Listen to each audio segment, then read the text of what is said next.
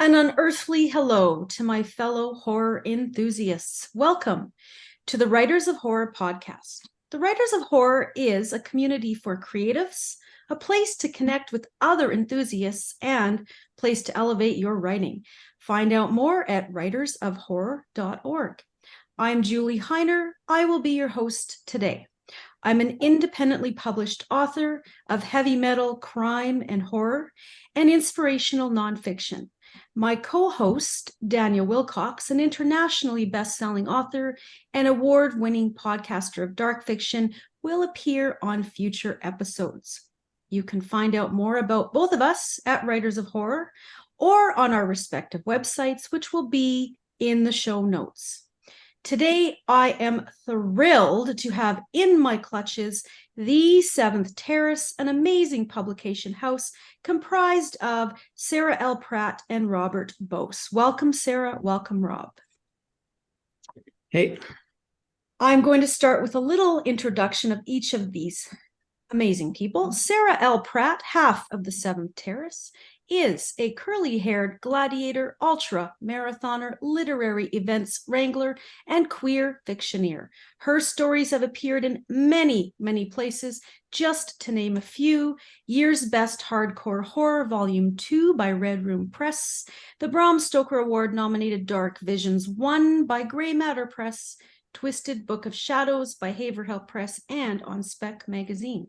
She is also the author of Suicide Stitch, 11 Tales, and the blasphemous apocalyptic thriller Infractus. Now, turning to Rob, Rob is the other half of the Seventh Terrace. He grew up on a farm in southern Alberta, spending every free moment reading whatever pulp and dark fiction he could get his dirty hands on. He is also the author of many, many stories, including a few: Well Hung in the Fucking by Sci-Fi Lampoon, Corn Dogs in Home for the Holidays by Teich Books, Meet or Be Meaten on Chew on This by Bloodbound Books, and Hammers Stained Red in Prairie Gothic by Prairie Soul Press. He is also the author of the fiendish collection Fishing with the Devil. And when not writing, editing, publishing, and running unfathomable long ultramarathons, he spends his time pestering his troublesome children and working as a software architect. So, as you can see, these two have a lot going on. They are both accomplished authors. They play many roles in their lives. They run extreme distances up mountains, and they co-run the Seventh Terrace, a stellar small press that has pumped out an extraordinary number of literary delights. So what I'm going to do is just start with a little focus on the Seventh Terrace. And I'll ask you, Sarah and Rob, how long has the Seventh Terrace been alive, and how did it come about? Rob kind of dragged me into this, so I'm going to let you give the history of the Seventh Terrace. Sure, I can give the history. I think we've been around for about 5 years now. Does that sound about right? Yeah. So I got into publishing with Coffin Hot Press with Axel Howerton back. That's probably 8 years ago. I think 8 or 9 years ago. We were a bunch of us were in an anthology that he had put out because he had started the company way back and doing mostly crime, but he had done this AB negative book back in around 2015 or something like that. And I had a story in that, so I met him and we hit it off. And over time, he said, "Well, do you want to get together and do some actual more stuff on Coffin Hop?" So we did, and we started putting books out, and we got Sarah to do all of our editing for us, which was great. And then when Coffin Hop kind of wound down, we thought Sarah and I had such a fun time doing stuff, we decided to start our own, and kind of sprung from the ashes of that, made our own, and kind of constant. Coffin Hop was more crime, but we decided that we wanted to do horror. So horror and weird and anything that we liked. So even though you were drug in kicking and streaming, Sarah, or kicking and screaming, not streaming, you clearly enjoyed this process if you agreed to go in further this as the Seventh Terrace. Yeah. Well, we had talked about it. I was doing Coffin Hop published my novel, and shortly thereafter, they asked me to edit an anthology for them. And then I started working on some more projects with Rob through Coffin Hop. And every now and again, we'd be like, wouldn't it be crazy if we started our own thing? Because we were both horror fans, and Coffin Hop wasn't publishing so much of that, but we really loved horror and dark, weird stories. And so, when Coffin Hop kind of wasn't doing too much anymore, we decided, like, well, let's give this a shot. And we came out with our first book in 2018. Wow. And had so much fun doing it. It really should be illegal. Right. Yeah. It might be somewhere. It might be. Well, and an observation, it's kind of fun that you're encompassing horror, but it doesn't prevent you from incorporating crime stories, because a lot of times crime stories do kind of teeter in both or stretch their fingers into both worlds. So I'm sure you've done kind of stories or books that do have elements of both. Well, horror is an experience and an emotion first and foremost. So it can be found in just about any genre of story. So we're not too prescriptive on, well, it has to have monsters or it has to have supernatural. It's just, if it makes us go, then it's likely to be something we're interested in. Right. Yeah. And sorry, go ahead, Rob. One of our first books was End of the Loop from Brent Nichols, which was a really fun dark crime, devolving mind kind of book. And we still love it. Yeah, I do remember going to the online launch for that one. That one was launched, I believe, when things were still more in the virtual world. And it's a great book. It's a great book. I'm going to turn our attention right now, though, to one of your newest releases, the Penitent's Gold. It is Terrace VI, Penitent's Gold. I believe it was launched last November online, but you did have a Lupercalia Party last February. This book is part of a series from which Terrace VII and VI have already been launched. Each terrace represents a level of purgatory, and the stories within are themed according to one of the deadly sins. So, whoever wants to go first, I would love to hear from each of you. Tell us about this series, how the idea was birthed, and share some details about the latest installment. And somebody has to explain this Lupercalia Party, right? Oh, talk about the Purgatorio? I don't even know if I remember. Like, it started just with these stories we just like sort of make up with each other for fun about this imagined purgatory, where mostly populated by animals, actually, which is where our mascot Gary came from. He's the penguin in the top hat, and he's and so we imagined this tower of purgatory sort of like as a condo complex for the residents, and Gary is like the tenants association president. And so when we were talking about the Seventh Terrace as a publishing company, we thought we'd first just sort of co-write this book together. And so it's a collection of stories that we call a curio, because it's got all kinds of odds and ends and weird things in it, stories and comics and poems, and even like a little newspaper about the Purgatory Towers, Tenants Association, everything everyone in there is up to. And so we decided we wanted to do this series of curios, and each one would be based on a level of the Tower of Purgatory. And so the first book we decided to start at the top, because why not, which is the Seventh Terrace, and that's the deadly sin correspondent with that is lust. So we wrote all these stories around the theme of lust, and we wrote stories on our own, and we co-wrote one or two stories, I think, in that book. And that got an amazing artist named Aaron Blauchak to do a cover. We wanted it to look like a religious text of some kind, and he did an amazing job on that. And so each volume is sort of like, they almost look like all these little Bibles all together, and each of them are just themed stories to a level of the tower. Yeah, I do. I have all these books, and I'll make sure this link is provided. They feel a certain way, they look a certain way, and exactly what you just said, Sarah, that's what comes across to the reader. So Rob, what is your take on this Purgatory series? Do you have any comments to add? It was really fun, actually. Well, the first one was a lot of fun, but we had to do all the work, and we had no idea what we were doing, really. We thought we did because we'd edited anthologies before, but it was a lot of learn as you go. Yeah, but we did it, and then after we did the first one, we're like, you know what, that was a lot of fun. It meant a lot of work. I think we should invite our people we know, and try to find some people that we either know or we like to know.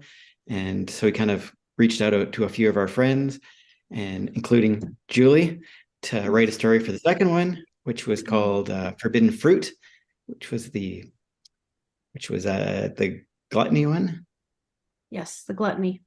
Gluttony one, yes. And it Julie turned out wrote a disgusting story for us that actually made me hurt a little bit in my mouth. Well, and this will be the perfect time for me just to mention that I'm a huge admirer of this duo here, the Seventh Terrace, because when they did approach me to write the story, I was very new at submitting stories to anthologies. I think I'd only done one at that point, really. And I'll tell you, the way that these two work with authors, it is an extremely constructive experience, but you will learn and you will get better. And I was absolutely delighted how all of those stories turned out in the Gluttony. I remember the launch, and I remember reading all of them and just thinking, wow, this is amazing. Rob, sorry, you were going to say another thing about the Gluttony, I think. Yeah, so Gluttony, yeah. So we didn't want to just, like Sarah said, it's a bit of a curio. So we have all kinds of other things in it aside from stories. Yeah. And the second one, the Forbidden Fruit, was all about food and drinking and things. So we actually had like recipes. Oh yeah. Oh, right. That's right. Yeah.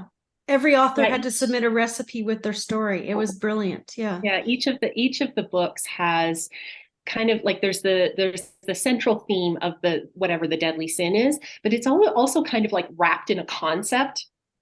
And we were just starting out with the first one. So the concept really was the Tower of Purgatory and everyone who lives in it, and what's going on in their lives, and all the fun little social events and little building notices and things going on, that we sort of interspersed between the stories. And then for the second one, we're like, well, let's just keep on with that. And so the theme was the gluttony level. So on Terrace VI, the gluttons are trying to raise funds to improve their feasting facilities. And we had been talking over the past while about like all these literary Kickstarters where they raise a whole bunch of money and then they can't get their shit together. And so you get like updates sometimes for years, talking about like why things aren't proceeding according to progress. And, oh, my grandparents died 3 times. And, I had to, I lost my label printer. My label printer was broken. So we're doing another Kickstarter to buy a new label printer so we can ship out all these books that we have totally put together and have ready.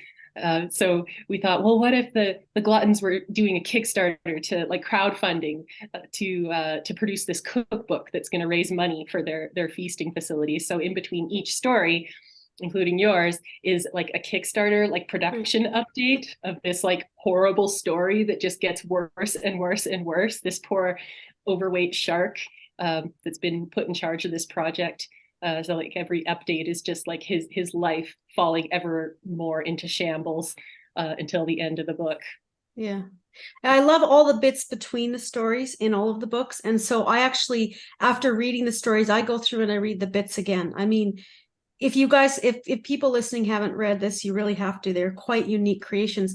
Before we move on from these levels of purgatory, one of you has to tell us about the Lupercalia Party. Oh, Lupercalia. Yeah. So, like all good little pagans, we love celebrating these things. And Lupercalia coincides roughly with what is now known as Valentine's Day, but it's an ancient Roman fertility festival. Sort of based on the idea that Remus and Romulus, the brothers that were like raised by a she-wolf, went on to found the city of Rome, right? So, but it involves things like slaughtering goats, cutting off their skin, and then like the guys run around with little strips of bloody goat skin. And everyone's naked too, of course. And so the guys run out with these little shreds of goat skin, like whipping the ladies, and it's all supposed to result in just tons of fat babies in 9 months or so. And but so your version of the party, people weren't running around naked, but well, they had the option. Oh, they did. Okay. Yeah, but the funny thing is, like, we were thinking like, oh, this party's going to be racy and kind of edgy and very adult. But the problem is where we were having it was in this like arts incubator building where they were having this very PG, family friendly Valentine's Day showcase. So we had all these little children running through the room all night. It was actually perfect. It was really funny. Yeah, they cleared out pretty fast. People started reading from their stories. Yeah. They did. They did. And it was probably a good thing. So let's move on. We could talk about the 7 levels of purgatory all day with you too, but let's move on to Hell Hath No Sorrow, Like a Woman Haunted, a collection of stories by R.J. Joseph. It was released by the 7th Terrace recently, I believe last spring or summer, and is currently a Bram Stoker nominee for Superior Achievement in a Fiction Collection. So, Rob, did you want to start? Maybe tell us a little bit about this collection and about the process of finding the right author to work with. Yeah, so we the last couple of years, especially, we've been doing an open call in the summer for our projects for the next year, and we had a great one the year before. Hailey Piper, her book, her collection, which also got a Stoker nom for the novella in it. And we loved that so much. We decided, yeah, you know what? Let's open it up and let's just see what we get for novellas and collections and things like that. And we read quite a few, actually, probably, I don't know, 40 or 50. And then Sarah's like, nope, this is the one. Yeah. So it was kind of funny because we're like, well, we really want to do a novel or a novella and like short story. It's going to be a really hard sell because we just did a short story collection. So we're really wanting to look at novellas and novels. But then Rhonda's R.J. Joseph, her manuscript came across and I read the first story and I'm like, okay, if all the stories are even close to this good, this is the one, 100%. Yeah. Yeah. Now, it was the artwork. I thought perhaps you had a bit of a challenge finding the right artwork for this book. Is that true? And if so, do you want to tell us about that process? Well, it was really important to both of us we wanted the right cover for this collection because it is a collection about the experiences of Black women in horrific situations and circumstances. So because of that, we thought like, oh, let's get a Black woman to design the cover. This would be so great. But unfortunately, our budget didn't allow for that, to hire a professional artist, as with a lot of small presses are, we have a certain amount of money we can spend on the production of the book, and we also want to pay the author in advance. So what we ended up doing is going on to one of like the stock photo websites, and we found this design that was designed for our Black Lives Matter poster, and it was just perfect. It captured the feeling of the book. It's just sort of like this silhouette of a woman with sort of like gray, sort of dark smoke and fog coming out of her head. Yes. And so I showed that to Rob. I said, what do you think of this? I think it's such a powerful image. And he loved it. And he took it from there and created a absolutely stunning cover. We've had so much love for this cover. It's beautiful. Rob, you have done that a number of times, have you not, where you've created the covers for some of the books? A few. Yeah.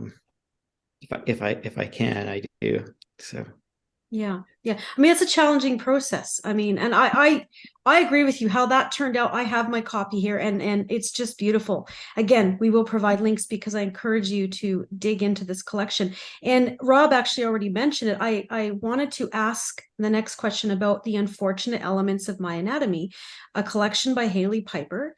And as Rob mentioned, the novella recitation of The First Feeding was nominated for Bram Stoker, originally published by the 7th Terrace in The Unfortunate Elements collection. This is a love twisted into horrific shapes, nightmares driven by cruel music, a world where what little light remains fractures the sky into midnight rainbows in 18 stories tracing the dark veins of queer horror, isolation, and the monstrous feminine. So, Rob, why don't you tell us about the artwork on this one, because as far as I understand, you worked with a local artist, Janice Blaine, and how did you find her? What was it like working with her? Well, we've known her for a long, like Sarah and I have known her for a long time. But how it came up is that we were trying to think of a cover concept for this book. And Sarah really loved the idea of kind of the green lady from the one story. And I was thinking about it and thinking, who paints like that? Yeah. And then I had a book in my collection, The Green Man, which is an old, I think it's an old Edge book from probably like 15 years ago, or 10, 15 years ago, that had like a Green Man cover, like a beautiful painting of the Green Man. And I'm like, oh, we need to find this author, because I hadn't talked to Janice for a long time, and we sent her a note saying, hey, would you like to do a cover for us? And this is kind of what we're looking for. And she's like, yes, for sure, right? So I know that she worked pretty closely with Sarah on it to get that image that we really wanted. And yeah, so huge shout out to Janice Blaine. She is phenomenal. If you are looking for an artist to do like original illustration for your cover, she is wonderful. Not only is she so talented, she is amazing to work with too. Yeah. I think it turned out beautifully. Is there something, one of you tell us, or both of you tell us, what do you love most about the collection of stories? they're nasty, actually. A specific collection or collections in general? I mean, like Hailey's collection. Was there Hailey? Something about it that, and more than one thing perhaps, but what about this collection do you love? Yeah, Hailey is huge right now. She was getting well known, but it was really just such a great moment of timing, because we were just this tiny brand new press. And so fortunate that she sent us her manuscript, and it was such an honor to publish it because her writing is so unique. She's got such a strong imaginative voice, and she manages to produce such extreme emotion in her stories without a lot of, like, she doesn't write really a lot of splatter or anything like that. Like, the stories are just this slow burn, and by the end of it, it's just like you have a stomach ache. You don't know what to do. You never want to sleep again because you're going to be seeing these images in your head when you close your eyes. Yeah, it's definitely, I have dug into that one as well, and it's just absolutely beautiful writing. But I do agree, the images and the feelings are just, like Rob said, there is a nasty trickle in there for sure. One more question about your Seventh Terrace. Do you have any planned upcoming releases that you can share with us at this time? Oh yes, Rob, do you want to take this one? Sure. Well, I'll talk about one and you can talk about the other. How does that sound? So we have two coming up. Actually, we have 3 books coming up, but 2 that are coming up in the summer. The first one is we published when we were at Coffin Hop. We published a book called Sleeping Underwater from Ryan States, and it's a 1980s queer detective supernatural story. It's awesome. It's a book. It's a big one, and it's good. And Sarah and I worked on it for a long time. But he sent us a sequel, a novella. So it's called Someone Else's Story, and it's going to be really good. It's going to come out, I think, in July. Oh, wow. You guys are just crushing it one after the other. And Sarah, there's another one you can mention as well. The other one is called 30 to 50 Feral Hogs by Dana Ingram, who is a fellow living in Kentucky, where they apparently have a rather devastating feral hog problem. And so he wrote this short novel about this disgraced MMA fighter who ends up fleeing to this little mountain town where she's just going to bury herself and her demons. And she does all this by going out at night and bare knuckle fighting feral hogs. But then a huge storm blows in and everyone in town goes missing. They're all vanished. And the feral hogs are somehow behind this because everyone knows pigs are very smart, and these pigs are extra smart. Well, even just the title of that is just, if you don't want to read that, then you are not a horror lover. It is insane. It is such a romp. It's got like scariness, but it's also just like so absurd and over the top. It is such a fun read. Wow. And Janice is actually doing the cover for someone else's story. And Tom Bagley, local musician, artist that we totally love. He's done covers for lots of other books in the old Coffin Hop days. He's already done the cover for Hogs, and we'll be doing a cover reveal, I think, on Friday. It's This awesome. Friday. It's amazing. Oh, wow. Okay, perfect. Because by the time this is posted, that will be out. So we can definitely make sure to share that. So thank you so much for letting me dig into the Seventh Terrace. We are now going to do a deeper dive for our subscriber listeners. So at this point, if you're still hearing this, you are here for the juicy bits. Not that that wasn't juicy. Before we go into some of your individual works, because although these two are accomplished as a duo, running a small press that's doing extremely well, they are also very accomplished authors on their own, and I just have to dig into some of their individual works. But before we get to that, one of the burning questions that some of our subscribers had is, how do you do it all? I mean, there is a lot going on in your lives. So what we would like to know is, do you have any tips about time management, prioritization? How do you fit so many things in and still be successful, both as a press and as individual authors? Rob, Sarah? I would also like to ask that question to someone who has the answer. And it is a difficult question, and I'm not trying to say that you have all the answers, but there must be some things you have learned over time, because looking at it from the outside, even the people that I had shared your information with leading up to this to get questions, even their observations just getting to know you were, how do they do it all? So if there's anything you can share, that would be fantastic. I'll kick in a couple of things. So a couple of them.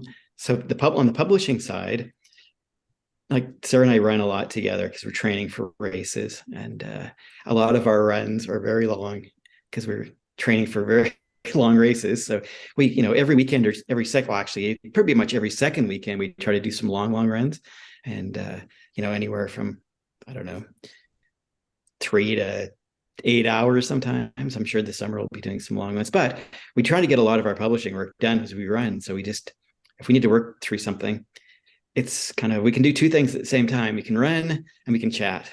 Yeah.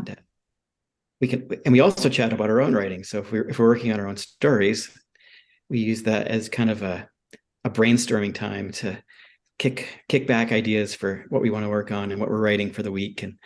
And yeah, that's a brilliant tip, actually, because even if you aren't working with someone else on something, I know in my own life, if I've been working on something and I'm trying to work some things out, I can do that while I'm out for a hike, or if I'm on doing something in the gym.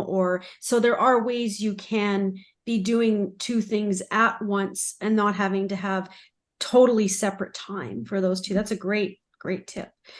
Sarah, do you have any survival tips for us?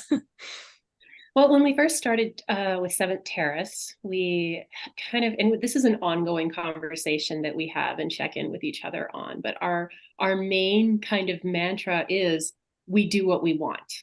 Yeah. So we don't want to be doing work that our heart isn't in. And obviously not every part of every project is going to thrill you to your bones, but we have to have some kind of passion for what we're doing. So we're not going to take on projects that we don't really, really love. We're not going to be concerned about growing our publication company to the point where we're putting out 10 books a year, because we want to work on our own stuff too. Mm-hmm. So it's really a lot of figuring out, what do I want to do? And then being realistic about how much time you can realistically devote to things. So right now we put out about between 2 to 3 books a year through the Seventh Terrace, and then we work on our own projects. It's not easy, right? Like, I think it's a daily battle of just, maybe not daily, but weekly. So we try to set weekly goals, like, or what do we want to accomplish this week? It's like, right now I'm doing a copy edit on Ryan State's novella, and I'm hoping to finish that today. I also know that I'm going to devote another day later this week to working on my own novel that I'm just in the initial stages of planning out. So I'm not just like, well, I'd really like to do this and I'd really like to do that. It's like, Monday, I'm doing this. Thursday, I'm doing that. Right. So it's a matter of, from a higher level, prioritizing, choosing the projects you will do and the ones you won't do. And then it's also a matter of managing your time and setting goals, and not even just at the monthly or weekly, but even the daily basis, is knowing where's your focus for this week to get to where you want to be at the end of the month or the quarter or the year. And I love what you said about the... Sorry, knowing where your deadlines are and working back from that, because as we've learned in publishing in particular, time flies away so quickly. And once you miss one deadline, you're rushed. And it's the worst feeling behind on those kinds of things. So it's like, well, we want this to come out this month, this date. So when does this have to be done? When does this have to be done? When does this have to be done? And working back so that you know that everything's getting in on time. And I love what you said about the sustainability too. You've found the number of books that works well for you two as a press. Mm-hmm. And that is plenty, because I see how many books you guys have now, and it's quite amazing. So I'm going to start with Rob, and I'm going to get to the delicious parts and dive into your individual works.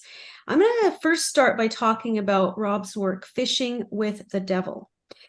Fishing with the Devil and Other Fiendish Tales collects stories new and previously published, spanning the genres from science fiction to urban fantasy, from childhood terror to bizarre bathroom horrors, while always keeping the devil himself close at hand. Now, this was my first exposure to Rob's devilish writing, and I loved it. Rob, your voice shines through with every word, unique, dark, and twisted. I'm going to start by asking you, do you have a favorite story in this collection? I think my favorite story is actually maybe Rust. I really love Rust. Actually, there's Rust and the Running the Red story. I think probably those two are my two favorites in there, just because they're both kind of, I don't write a lot of sci-fi, but those are fun sci-fi stories to write, just because there's something different. And but definitely Rust, because I loved having a character that is like not a good person, like just a kind of a corrupt military druggie, essentially, that's willing to take a whole planet down to get what they can, and even in the end, when they know they're going to lose, it doesn't matter, burn it all down. I just loved reading that story. Yeah, your passion for what you were writing about comes through in the writing. Do you want to tell us a little bit about the cover art on this book? It's really interesting. Yeah, that's from James Beveridge. He's an artist up in Edmonton, Alberta, and he does a lot of covers for Canadian science fiction and fantasy books, and he does covers for On Spec magazine at least once a year. So he's really good, and he doesn't get enough work. We need to get him on one of our next projects again too. But he did the cover for it. I just loved it. I said, you know what? The theme is Fishing with the Devil. I sent him the story, and I said, you know what? Can you make me something? He did, and it's amazing and it's perfect. He also did some of the interior art for the book too. So I said, yeah, pick like 6 stories and do a picture for me that you think kind of just interpret the story and make a picture for it. And he did, and they're great. I love them. So. Well, yeah, I agree. After reading the stories and knowing what the front looks like, I didn't realize that was, you had stimulated his creativity by sharing the stories, and then he came up with that. It's brilliant. And I do want to ask, so this collection was originally published with Coffin Hop, which you guys have already explained you were part of before the Seventh Terrace, and this collection is now available through the Seventh Terrace. So it seems that the Seventh Terrace is quite the savior for lost stories. Do you want to comment on this, Rob? Yeah. So what happened was that I had that story in AB negative, and Axel said, "Hey, I had been talking about putting a collection out," and Axel said, "Oh, I'll publish it." And then he published it. And then like I said, we were working on that collection together to get it out. And after that, I came on to Coffin Hop. But then when Coffin Hop kind of wound down a bit, he reverted the rights for everybody's books, pretty much. So we're like, oh, we'll rescue. So we rescued Ryan's book, and we rescued my book and Sarah's book. And End of the Loop was supposed to be a coffin hop book. We rescued that one. And Rick Overwater's steampunk book, The Black City Beneath, was a coffin hop book, but that hadn't got published yet. So we just kind of took that and moved it along with us. So right. And what a fantastic thing to be able to do for those authors who were looking forward to having their book published, and then it didn't work out, and there you were. And that must have just really meant a lot to them, and it must have been really rewarding for both of you to be able to do that. Okay, Sarah, it's your turn. I'm going to put you in the hot seat a little, and I'm going to start with Infractus. Again, I read this before I really knew Sarah at all, and my first exposure to her work, I was blown away. So I'm just going to turn it over to you, Sarah, to tell us about the book, how the idea was birthed, the research involved, and perhaps even what you leveraged from your own experience in this story. Okay, so Infractus is a futurist, post-apocalyptic thriller, I guess,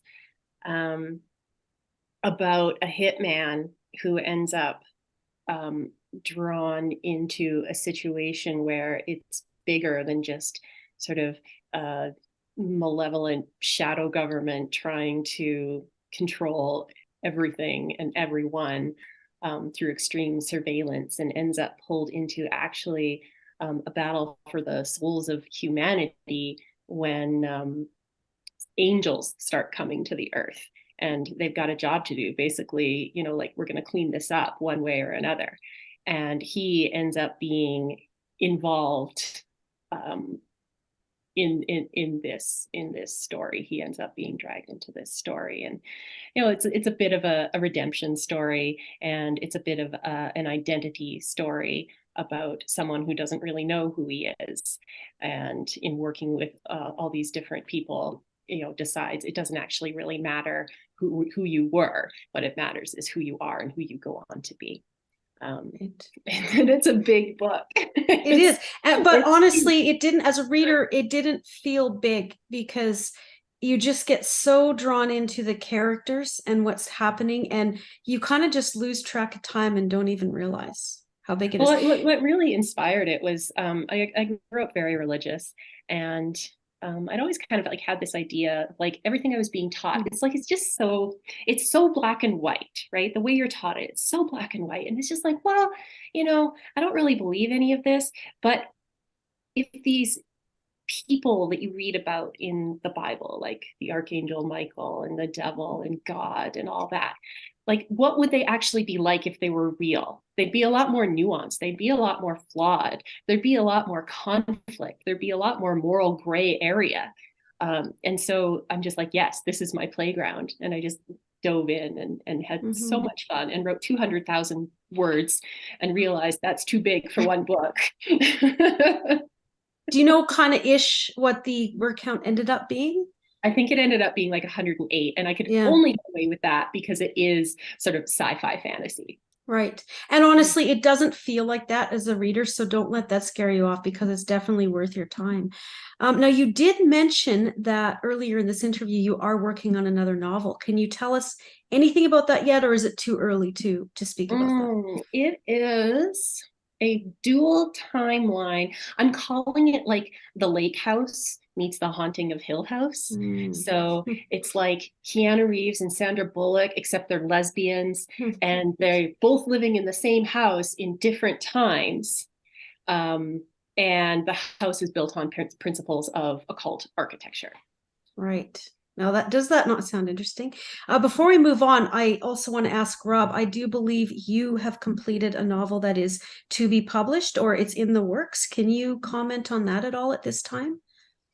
Yeah, I have a novel that I wrote during COVID mainly called A Queen in Amber, which is kind of a Lovecraftian action novel.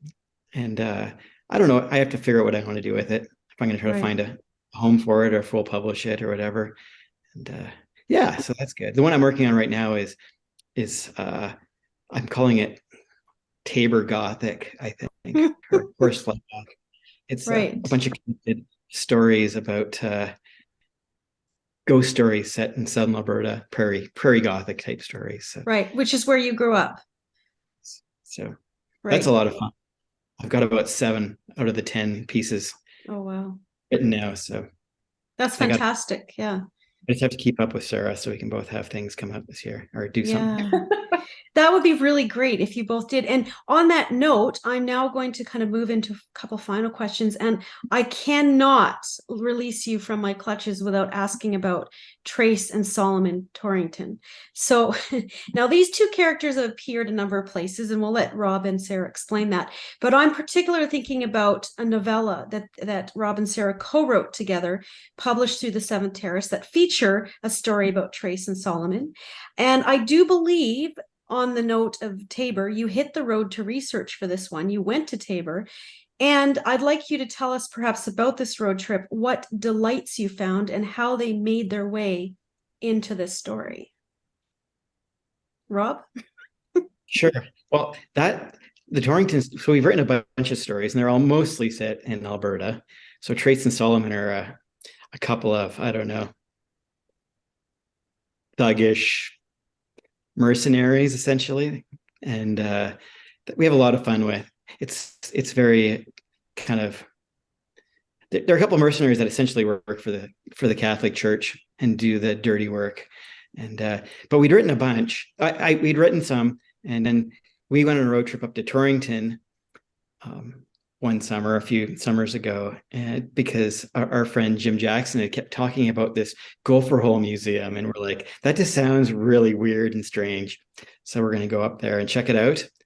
And we did this day, and we just drove around the Last Chance Saloon and we checked out the Carbon Cemetery and then the farms around there, and then we went to Torrington and checked out this museum where they have stuffed gophers, and we loved it so much. We're like, we have to write a story about this. So, and it was good. And I loved it. It's a novella. It's a quick read, and there's no way somebody won't love that when they pick it up. I was absolutely tickled that the gophers made a huge appearance, and we don't want to say too much to ruin the story, but you definitely have to catch that. So on that note, can you tell us a little bit about the process of co-authoring? And you guys have a lot of experience writing stories and full books together. Who wants to comment? Maybe Sarah, do you want to comment a little bit on the process of working with Rob on a story or a collection of stories? Co-writing is something that came about really organically for us. Anytime we would be like planning an event or doing something in an email chain with a bunch of people, often we would just spontaneously start a story. Like, what if, two women were walking in a park, and then they're approached by like 2 demons disguised as like a guy pushing a baby carriage, like with a demon baby in it, and what would happen? And we go back and forth, and we're like annoying everyone in the email chain, because like we're just like going back and forth like this, and we're like, come on guys, jump in, and they're like, yeah, no. But and given that you run together as well, you were mentioning this is a good time to throw ideas back and forth and just be very creative. Exactly. So it just happened. It happened like that. And the first story we ever actually co-wrote together is called Meet or Be Meetin', and it's in an anthology called Chew on This from Bloodbound. Is it Bloodbound? I can't remember. I'm not going to say it because I can't remember offhand. It's called Meet or Be Meetin'. Yeah, Bloodbound Books. Yeah, Bloodbound Books. Yeah. There you go. And it's based on someone we knew who was like a meat hoarder. They would like buy all this meat, and when they ran out of freezer space for all the meat that they had bought, they would just buy another freezer. And over the years, it just sort of became this like, strata of compressed meat. And I'm like, well, what if it reached like some kind of critical mass and this golem made of old frozen meat emerged? And so we were on our way for a to get together with some people we were planning someone else's book launch, and we decided to get some dinner first. And so we're in like this bar having burgers, and we like broke this whole story over the course of an hour. And that came together to be Meet or Be Meeten, and we had an absolutely fabulous time. We put together an outline, and it was a dual point of view story. So we would write it, someone would write, we each took a character, and then one of us would write one scene and the other would write the other, and back and forth until the story was finished. And does it happen sometimes where, let's say, Rob's written a scene and you get it back and you read it and you're just like, oh my God, this is so great. Like, because you don't necessarily know exactly what's going to come out. Is that true? Well, we don't. We have an outline, because otherwise you'll just write forever and it won't be a story. It'll just be a rambling thing. So we have an outline, basically like a scene by scene, sort of, this is what we envision happening. But within that, there's a lot of room for discovery and exploration. And so I don't think there's been a single time that I haven't been both surprised and delighted to get the scene that he's written and just be like, oh my gosh. And then it gives me so many ideas for how to proceed as well. And what about you, Rob? Are you sometimes surprised and delighted at the same time by some of the things that have come out from Sarah's scenes? Oh, for sure. Sarah and I have different strengths and different like experiences. So I'll read something and I'm like, where the hell is that coming from? And like, this is awesome. Like I'm going to use this, and then I'll twist it horribly and keep going with it. And then I send it back to her and she'll be like, what the hell is this?